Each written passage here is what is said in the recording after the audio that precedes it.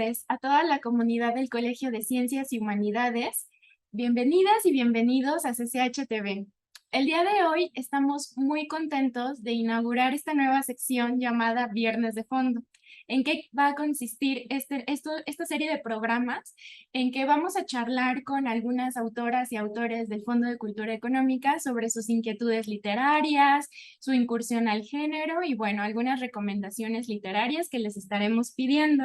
Y pues, para inaugurar esta sección, este nuevo programa, qué mejor que con nuestra invitada de hoy, que es Laura Sofía Rivero. Laura Sofía, ¿cómo estás? Hola Mildred, muy bien, muy contenta de tener este espacio para platicar un rato de libros y de lo que vaya saliendo. Muchas gracias por invitarme. No, el placer es de nosotros. Te comento que aquí los chicos de todos los planteles te van a ver, nos van a escuchar.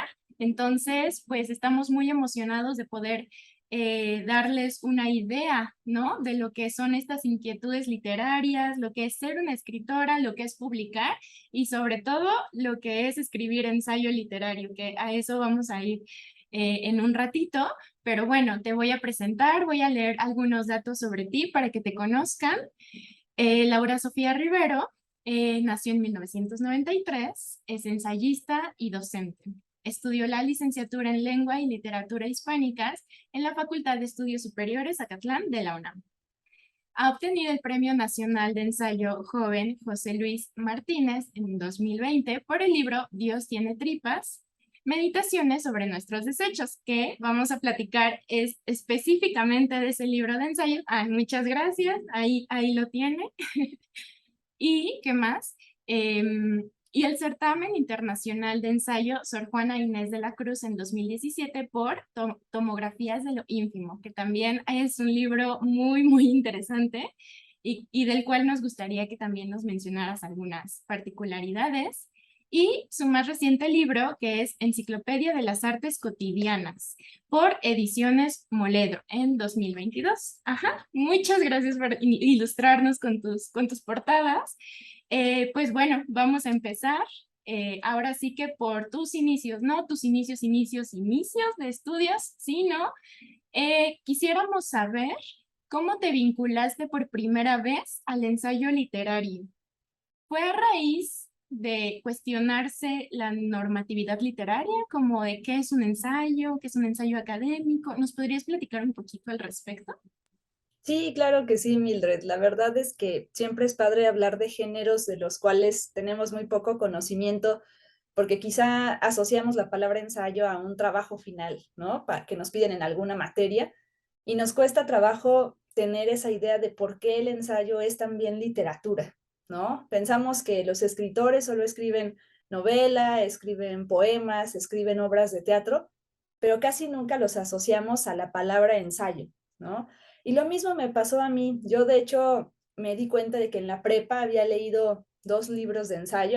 Había leído El laberinto de la soledad de Octavio Paz y había leído El arte de perdurar de Hugo Iriart, que me compré por 20 pesos en un puesto de Tlalnepantla, y por eso los había leído, pero no sabía que eran libros de ensayo literario. No tenía ni idea de qué era eso. Incluso hasta transcurrida algunos años de mi carrera, yo estudié lengua y literatura hispánicas en la FES Acatlán, y allí también veía que realmente pocas personas hablaban del ensayo literario, casi nunca lo asociaban a lo que concebimos como literatura y escritores de literatura. Entonces, para mí también fue bastante difícil llegar a entender que un escritor podía practicar este género, porque siempre lo había asociado más bien a los trabajos escolares. Y en mi caso fue una cuestión muy azarosa que ocurrió en una misma semana, en la cual en distintas clases nos dejaron leer ensayo, y hasta que leí 3, 4, 5 ensayos después de unos días, me di cuenta de que el ensayo es una conversación por escrito, algo que no había entendido nunca antes, ¿no? Entonces, me di cuenta también de que yo había intentado escribir poemas, había intentado escribir cuentos cuando era más chica, cuando estaba en la secundaria. Escribí algunos poemas por allí a un niño que me gustaba, pero no se los daba, ¿no?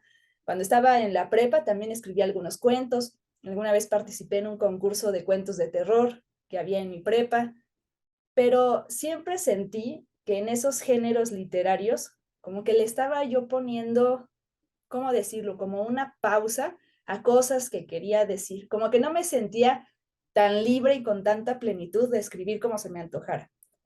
Y cuando leí distintos ensayos literarios, leí ensayos literarios muy antiguos, como los que escribía Michel de Montaigne, que es el padre del ensayo. Leía textos mucho más recientes de autores incluso que siguen vivos y que aunque no sean de mi generación, pues son escritores mexicanos todavía haciendo libros actualmente. Y en todos esos diferentes autores, en todos esos diferentes textos, me fui dando cuenta de que el ensayo es simplemente el acto de escribir e imaginar una conversación que tendrías con una persona. Entonces, a mí me pareció muy divertido porque me gusta mucho platicar y soy muy platicona. Luego he tenido problemas en la escuela porque me gusta mucho poner en práctica la conversación, incluso en donde no se debería.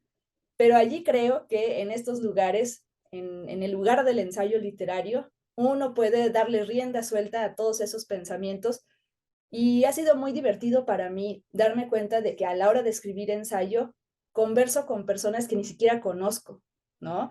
Y hasta después alguien me dice, oye, a mí también me pasa esto que tú cuentas en tal texto, o, oye, leí tu ensayo de las uñas enterradas y a mí también me pasa, aquí te va un número de un podólogo. Y se me hace muy divertido eso, cómo la literatura nos permite tener conversaciones, nos permite tener una comunicación, aunque sea discontinua. Y con eso me refiero a que habitualmente nos comunicamos de frente a una persona, pero la literatura nos permite comunicarnos con gente que ya murió, con gente que ni siquiera vamos a conocer. Y a mí eso me parece divertidísimo, casi milagroso, que podamos hablar de otras maneras, ¿no? Claro, y es muy interesante lo que mencionas, porque pareciera que la literatura es atemporal, ¿no? Puede trasladarnos a muchos lugares, muchas etapas, con muchas personas, tener infinidad de conversaciones. En ese sentido, creo que a veces a los chicos en la prepa como que creen que el ensayo debe de ser exclusivamente académico, ¿no? Debe de tener una serie de pasos, una estructura, tiene que estar sustentado todo el tiempo. Entonces, es interesante lo que mencionas acerca de la libertad dentro del ensayo literario o creativo. En este sentido, al momento de ya encontrarte ahora sí que con la hoja en blanco, ¿nos podrías contar cómo es tu proceso creativo? ¿Eres más de disciplina o eres más de cuando tienes la idea, no importa en dónde estés, la escribes? ¿Cómo escribes? ¿Qué haces? ¿Cuál es tu ritual?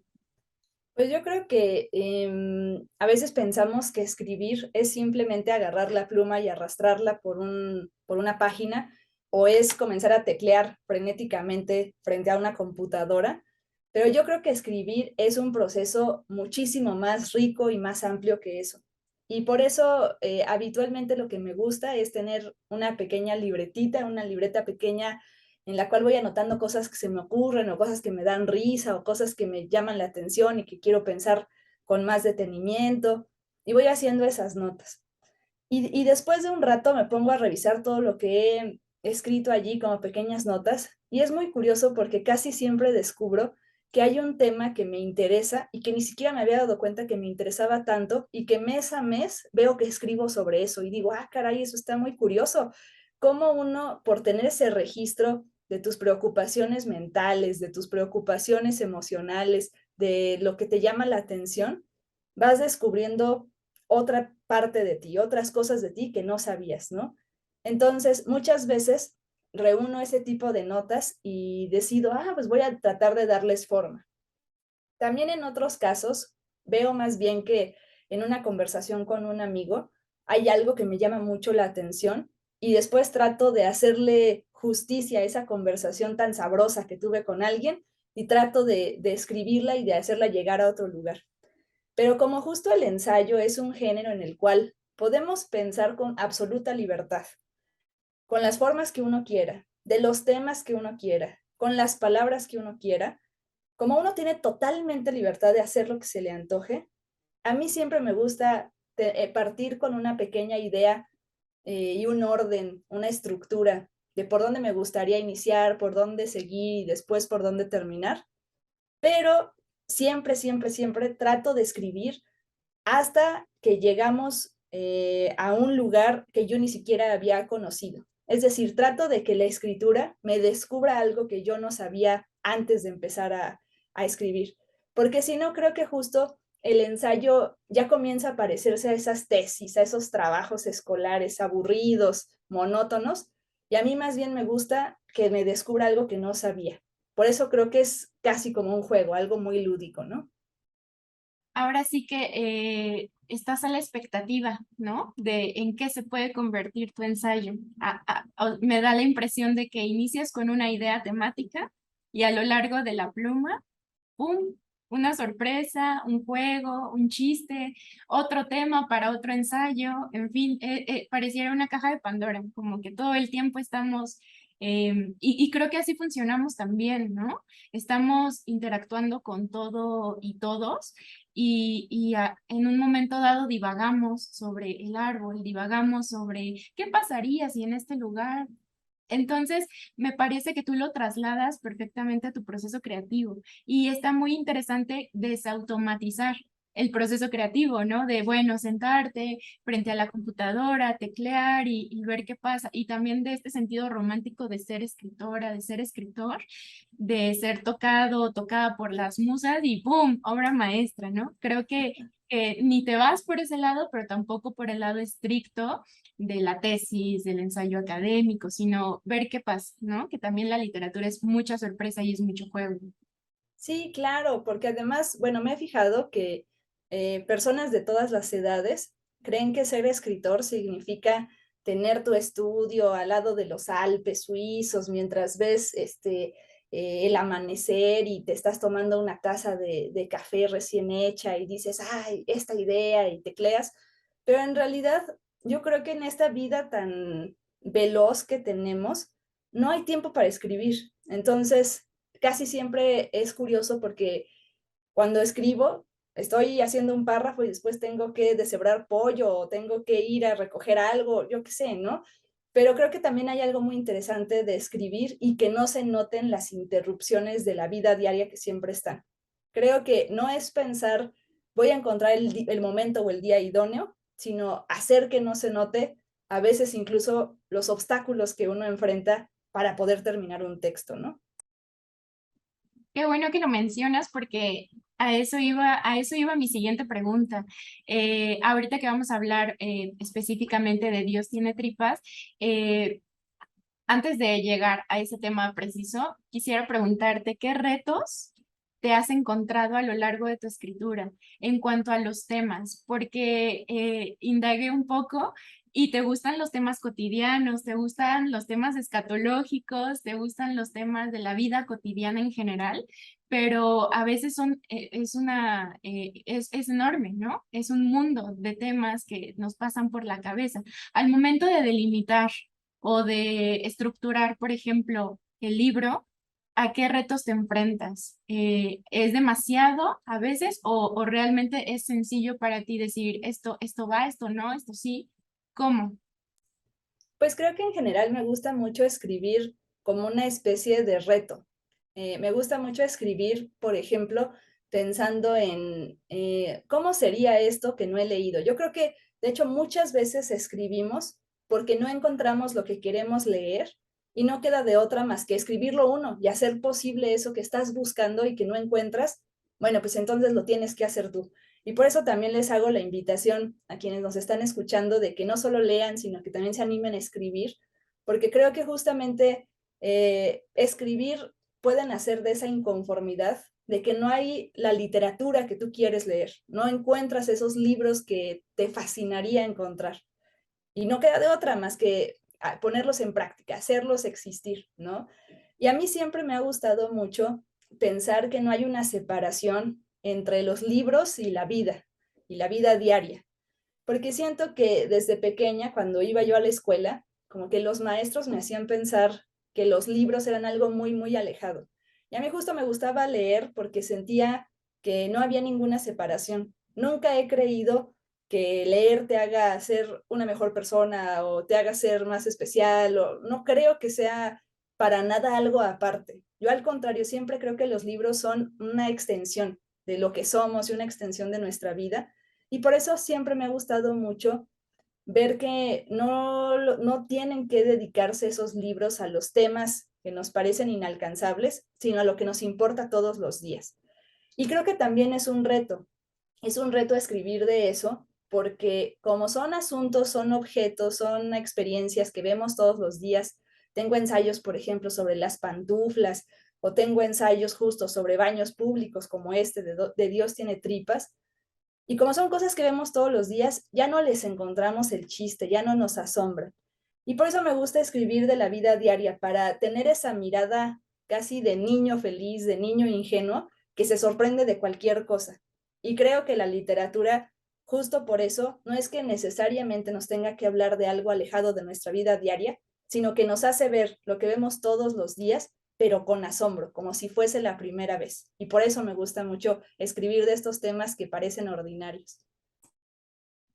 Bueno, pues a partir de este momento hablaremos de justo Dios tiene tripas, meditaciones sobre nuestros desechos. Es un libro que se publicó en 2021 y bueno, les voy a platicar un poquito del índice que está muy, muy interesante. Corre que te alcanza, prohibido orinar en la calle, no hay papel. Al fondo a la derecha, las fiestas y los baños, que de hecho creo que una de las anécdotas, ¿no? De esa parte sucedió por aquí, por Eje 10, ¿no? Por Ciudad Universitaria. Eso me dio muchísima risa también.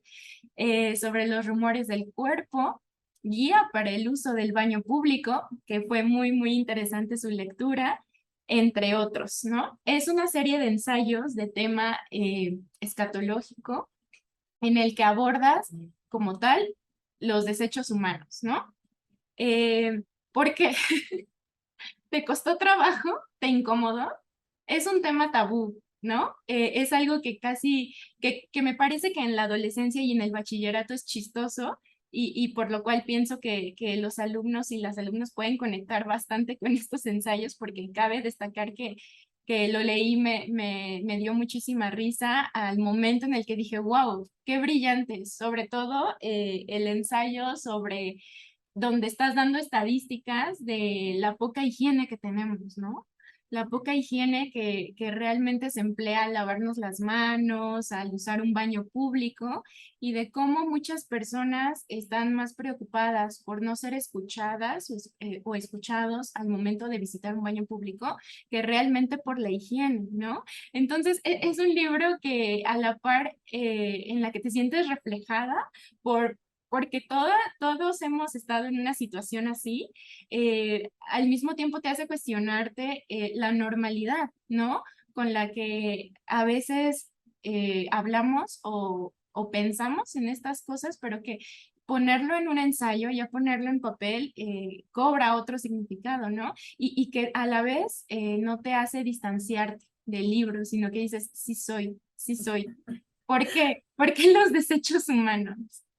Pues en realidad en mi primer libro, que justo es Tomografía de lo ínfimo, hay un ensayo sobre baños públicos, que nació tal cual de una vez que estaba yo formada para asistir al sanitario en una plaza pública y me tardé muchísimo tiempo en una fila muy, muy, muy extensa, y yo creo que tanto tiempo me dio tiempo para pensar en cómo es curioso que los desechos humanos, que son una experiencia compartida, es una necesidad básica, estaba mediada, por ejemplo, allí por el dinero, ¿no? O estaba mediada por otras cosas que uno no esperaría, cómo te llevan a reflexionar en estos otros temas.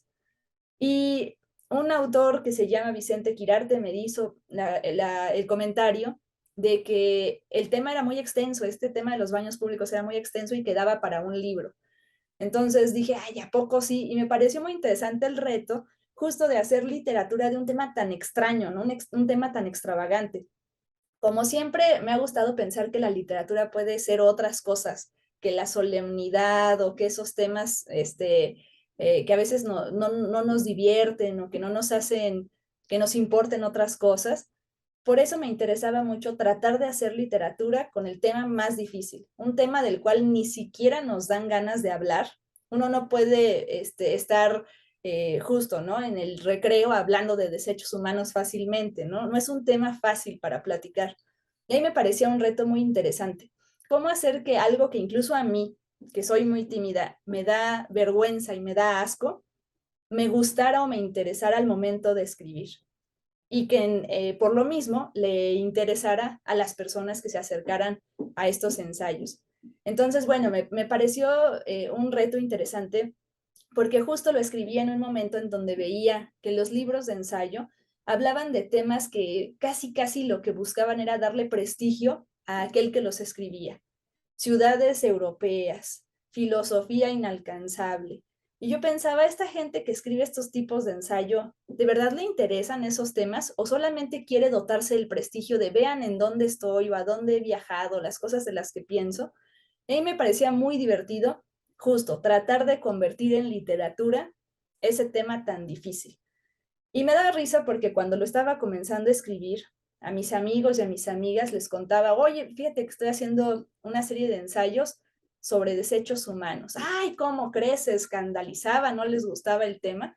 Y después me comenzaban a contar un buen de anécdotas de cosas que le habían pasado a todo el mundo. Y justo creo que algo que descubrí en este libro fueron dos cosas.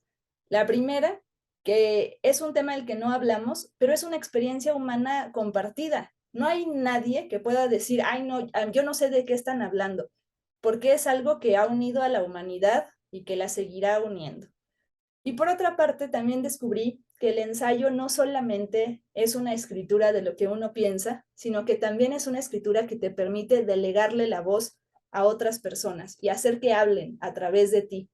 Entonces, en este libro, junto las anécdotas de todos mis amigos, de todas mis amigas, y por eso al final puse un registro de usuarios, como si fuera un baño público, con los nombres de mis amigos y amigas que hablan aquí en Dios tiene tripas, aunque no les doy la palabra para no meterme con su intimidad, pero que ellos cuando lleguen a esas páginas van a descubrir, ¿no? Que ahí están sus anécdotas. Y justo me llamaba mucho la atención que este tema es un tema muy colectivo. Nadie se salva, aunque nos dé pudor, aunque nos dé vergüenza, es un tema igualador, ¿no? Y es muy interesante que al momento en el que indagas sobre el género, justo se sigue alimentando esta idea, ¿no? De que el ensayo literario tiene que ser en una ciudad europea o tiene que hablar de temas muy complicados. Y yo creo que por eso, me atrevo a decir que tal vez por eso la literatura juvenil casi no incluye el ensayo, ¿no? Casi incluye un poquito más la narrativa, el relato, un poquito más la poesía. Entonces me parece muy interesante que hables de estos, uno, que hables de temas escatológicos, que me parece sensacional, y dos, que lo traslades a un ensayo. Es como justo de lo que hablábamos, desautomatizar el tabú de lo escatológico y de desautomatizar el del ensayo, ¿no? Para crear juntos en estos dos temas un libro. Pasando un poquito a otra cosa, a veces durante la adolescencia o la juventud queremos escribir, queremos publicar, pero llega algo muy popular últimamente llamado el síndrome del impostor o de la impostora. ¿Qué recomendaciones les darías a nuestros alumnos para poder vencer ese síndrome, ¿no? Para poder mandar nuestros textos, participar en concursos, atender a las convocatorias, tanto internas de los planteles como a nivel nacional, ¿no? Porque algo que he visto mucho, que tienen muchas ideas, que tal vez en cuestiones de estructura o de teoría literaria, bueno, no hay demasiado, pero tienen muchísimas ganas de crear, pero siempre está esta duda, y si lo que yo estoy pensando no es suficientemente bueno, si lo que yo quiero hacer ya lo hizo otra persona, que también ese es un tema, ¿no? La originalidad, que también quisiera saber qué piensas de la originalidad o de estar creando algo diferente, que bueno, entre comillas, porque muchas cosas ya se han dicho, ¿no? Pues creo que lo primero que podríamos platicar es que a veces tenemos una idea que a mí me parece muy negativa de que necesariamente escribir es publicar. Y yo creo que escribir es en sí misma una actividad muy valiosa y necesaria independientemente de a lo que nos dediquemos. Si uno va a ser ingeniero, si uno va a ser arquitecto, economista, diseñador de modas, historiador, lo que sea, finalmente vamos a tener que comunicarnos con otras personas a partir del lenguaje, de la conversación y de la escritura. Y por eso yo sí les recomiendo a todas las personas que escriban, porque es una actividad que va a estar en su vida sí o sí. Siempre vamos a necesitar de la escritura. Y la escritura literaria, por lo mismo, nos da muchísimas herramientas para reflexionar en cómo nos expresamos y cómo hacerlo mejor.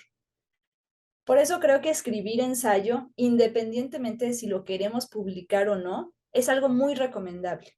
Eso como en primera instancia. Escribir como una actividad, es escritor el que escribe, el que la practica y ya. Y creo que eso es muy importante, que se haga. Pero además de eso, hay que pensar que la escritura también es un oficio. Así como hay quienes hacen mesas y son carpinteros, hay quienes hacen textos y son escritores. Y justo por eso, al menos así lo he vivido yo, los concursos, las convocatorias, siempre nos dan oportunidades para estar haciendo un texto que quizá de otra manera, pues dejaríamos allí inconcluso. Yo me identifico mucho con las personas que procrastinan y que de repente dicen, ay, ya qué flojera, no voy a terminar esto ya mañana, etcétera. Y por eso los concursos han sido tan importantes para mí, porque me ponen en ese ánimo de decir, bueno, voy a hacer mi mejor esfuerzo y ahorita entregar el mejor texto que pueda bajo estas condiciones. Y justo también me han hecho descubrir otras cosas que tenía en la cabeza que ni siquiera hubiera pensado, me dan un poco de orden y de estructura.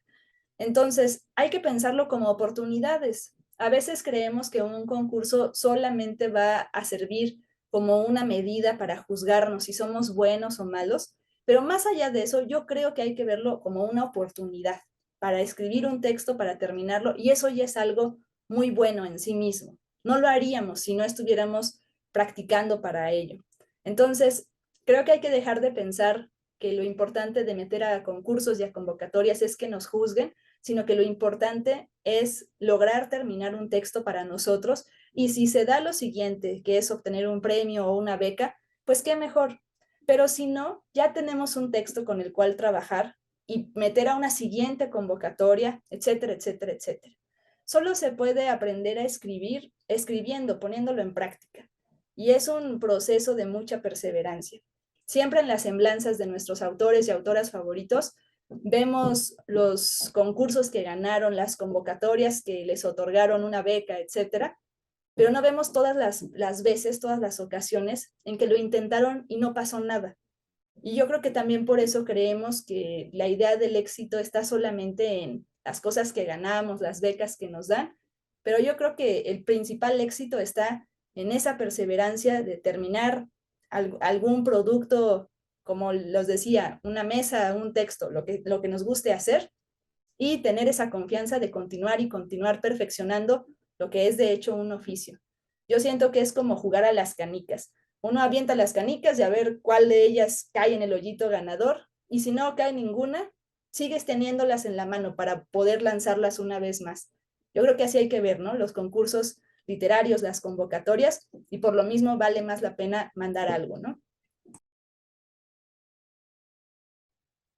Y bueno, pues casi estamos llegando a la final, al final, perdón, de la charla, pero quisiera que le recomendaras a nuestros chicos algunas lecturas que puedan ayudarles a fomentar tanto la lectura como la escritura. Esas lecturas que a lo mejor cuando se encontraron contigo, tú te encontraste con ellas, las realizaste y dijiste, bueno, me siento segura, me siento inspirada, quiero crear.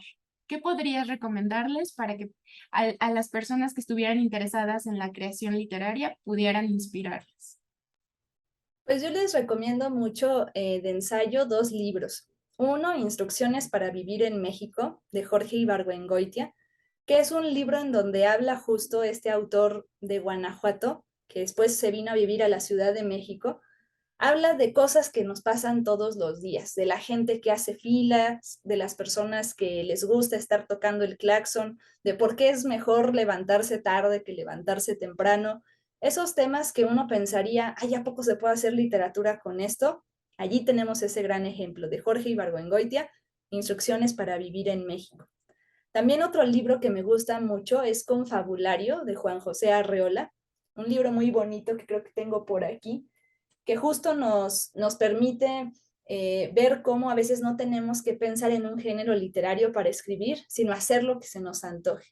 Allí él tiene, por ejemplo, un cuento en forma de anuncio, Baby HP, que está escrito como si fuera un anuncio de un producto, pero es en realidad un cuento. Entonces yo creo que puede propiciar mucho nuestra imaginación el pensar que no hay fórmulas literarias, que uno puede hacer lo que se le pegue la gana y lo que se le antoje. Y también para conocer un poco más de ensayo, pues les recomiendo que busquen antologías de ensayo para ver diferentes voces y ver con cuál uno se siente más afín y comenzar a encontrar amigos que escriben de las cosas que uno quiere y de las maneras que uno le gusta leer. Quizá una para mí muy importante fue la antología de la UNAM que se llama Contraensayo y que de hecho se puede conseguir en línea gratuitamente y tienen voces muy distintas del ensayo de autores, no de mi generación, pero sí todavía contemporáneos que siguen produciendo textos, como José Israel Carranza, Eduardo Uchín, Luis Yamara, Vivian Abenshushan, nombres que quizá justo porque son coetáneos, contemporáneos de nosotros, no vemos en las escuelas, no vemos en nuestras clases, pero que siempre vale mucho la pena conocer y leer. Esa antología Contraensayo para mí fue fundamental para comenzar a descubrir otras maneras de escribir este género tan sabroso. Bueno, pues la última pregunta obligatoria. ¿En qué andas? ¿Qué temas estás explorando últimamente en el género? ¿Qué se viene? Pues ando escribiendo unos libros que no sé si son el mismo, son tres diferentes o qué. Ya lo iré descubriendo, espero, en los siguientes meses. Son libros que además me han costado un poco de trabajo, pero también eso se puede disfrutar mucho, ¿no? A tratar de encontrar el ángulo, desde dónde comenzar a desarrollar una idea. He estado escribiendo algunos ensayos sobre la sensación de no tener casa, que a veces nos acosa, sobre todo a la generación actual, que no tenemos ni hipotecas ni nada que nos pueda dar un poco de sustento. Estamos condenados a vivir con roomies y rentando y en mudanzas. Estoy escribiendo un par de ensayos sobre eso. Y también he estado escribiendo otros ensayos sobre qué significa ser un autor, ser una escritora en un momento en donde todo son redes sociales y todo es la figura del autor hasta sus últimas consecuencias. Yo creo que para darme un poco de aire y pensar que se puede vivir de otra manera, he estado escribiendo de personajes que viven la escritura o la autoría desde otro lugar, ¿no? Entonces, bueno, a ver qué va pasando. Igual se quedan como ideas simplemente y como pequeños ensayos. Tal vez prosperan en libros, habrá que ver, ¿no? ¿Qué pasa? Bueno, pues estaremos al pendiente y te extendemos la invitación para que puedas regresar a CCHTV muy pronto. Laura Sofía, te agradezco muchísimo la charla. Sin duda, muchas cosas que dijiste van a poder inspirar a las alumnas y los alumnos del colegio para que se animen a escribir por escribir, para que se animen a explorar esos temas, ¿no? Esos temas que muchas veces están ahí a punto de salir y que por una u otra cosa, pues no. Eh, Te agradezco muchísimo de parte de todo el equipo de CCHTV. Esperemos volver a tenerte aquí para seguir platicando y pues no sé si te quieras despedir con algunas palabras para nuestros chicos, algo. Sí, claro que sí. Pues primero con este agradecimiento de tener una interlocutora tan agradable, ¿no? Como tú, que he disfrutado mucho esta conversación y esta invitación. Y también recordando una frase que me gusta mucho de las cartas a un joven poeta, en donde una de las recomendaciones que le dicen a este joven poeta es que precisamente un escritor puede encontrar el asombro, puede encontrar las cosas más interesantes en lo que ve todos los días, ¿no? Y que justo en eso radica también parte de la diversión literaria, ¿no? En asombrarnos de lo que es nuestra vida diaria. Y pues ojalá que quienes nos escuchan se animen a escribir, se animen a leer, tratando de buscar eso, ¿no? El asombro, la diversión, que siempre son tan gozosas cuando estamos hablando de libros. Muchas gracias por la invitación. Nuevamente, muchas gracias a ti. Chicos, también está abierta la invitación para que se unan y formen sus clubs de lectura. La convocatoria está en la página del colegio junto con el Fondo de Cultura Económica. Por favor, acérquense y bueno, también les extendemos la invitación para que nos sigan en nuestras redes oficiales y no se pierdan el contenido de CCH TV. Esto fue Viernes de Fondo. Nos vemos a la siguiente. Hasta pronto.